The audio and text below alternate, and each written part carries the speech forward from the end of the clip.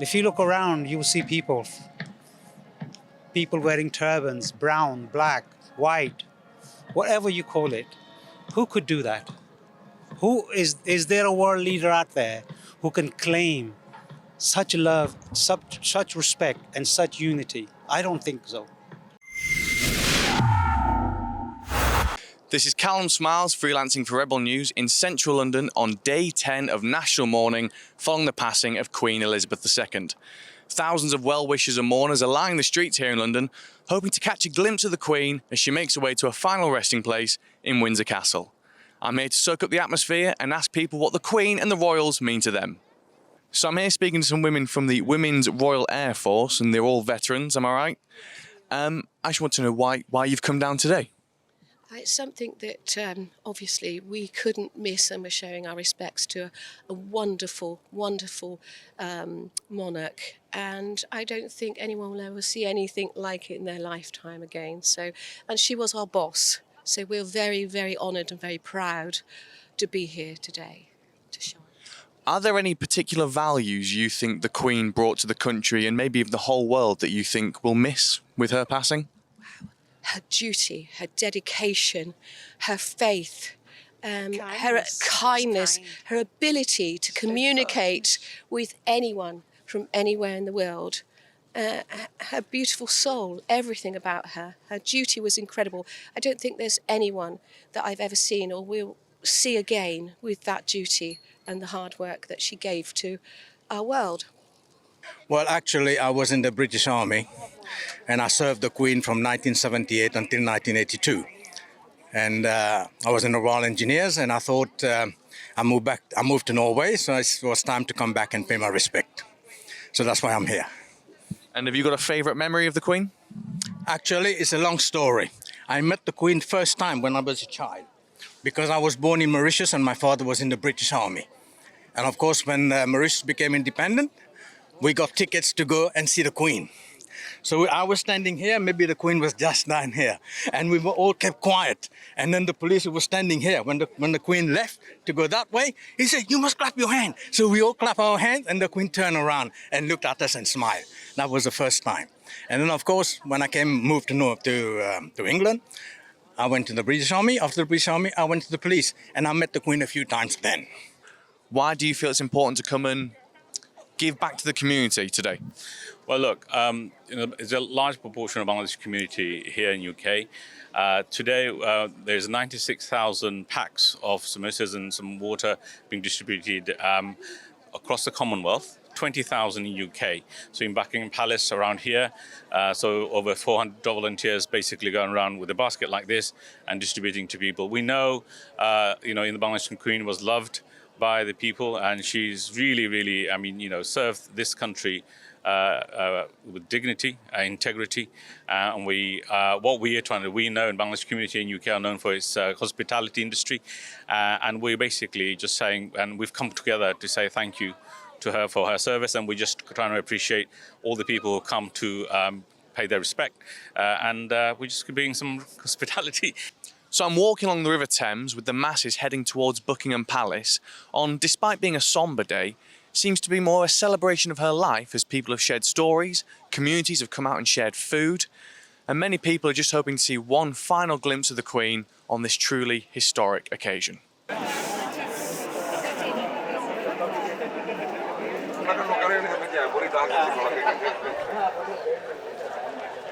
People from all over Britain came to pay their respects to the Queen, and it was a truly unique experience to see this historic day play out.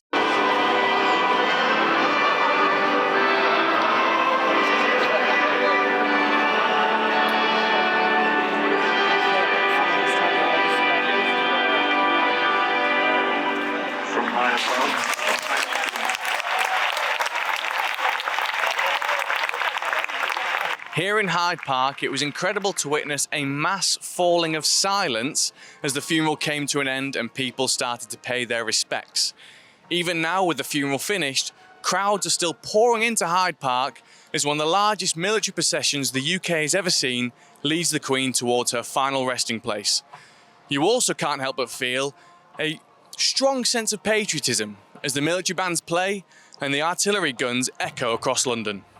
think it's kind of a once in a lifetime thing. I think I was like sat at home watching TV by myself. And I think it's quite a nice like community thing to do. And I think if I didn't come out, I would regret it later on.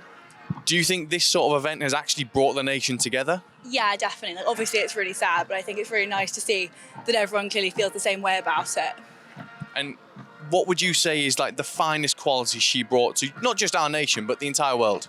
I think it's the idea of service and kind of selflessness, and the idea that she kind of dedicated her entire life to like looking after us, which is a really nice thing to do. And it kind of, there isn't really another example of the same kind of service you can really think of that you see in like politicians or anything else like that. So I think she was quite like a unique symbol.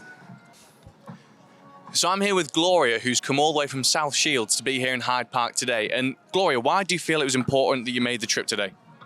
I think I always regretted missing Princess Diana's funeral, and I wanted to be a part of the atmosphere and everything. And I was trying to sort of think, oh, I'll stay at home, but I couldn't. I had to come down and be part of it. The atmosphere and the people and everything. It's just you've got to pay your own tribute in your own way, haven't you? And have you enjoyed the atmosphere? Would you say it's more of a celebration of her life or a mourning of her passing?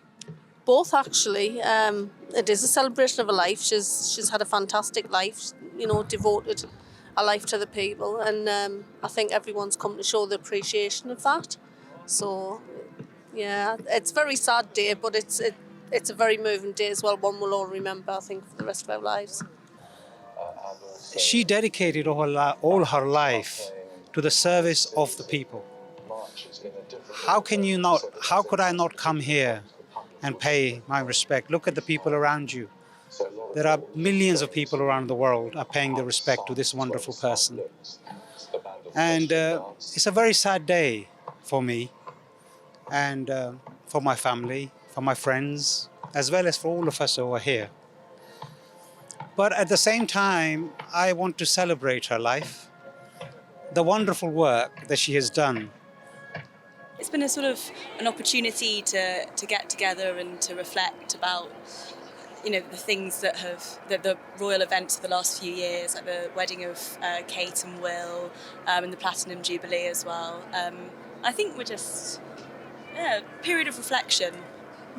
Well, we came yesterday and the Queen was our Queen, and she's been our Queen for 70 years, and just to honour her and pay our respects, really, and to mark the occasion because it's the passing of our monarch. So, yeah. And what do you think about today's events? Do you think it's been more of a celebration of life or rather than a mourning of her passing? Yeah, I think it's been a bit of both, but mainly a celebration of her life. She's been such a stable person in our country for 70 years, whereas the world seems to be so unstable that she's just been great, you know.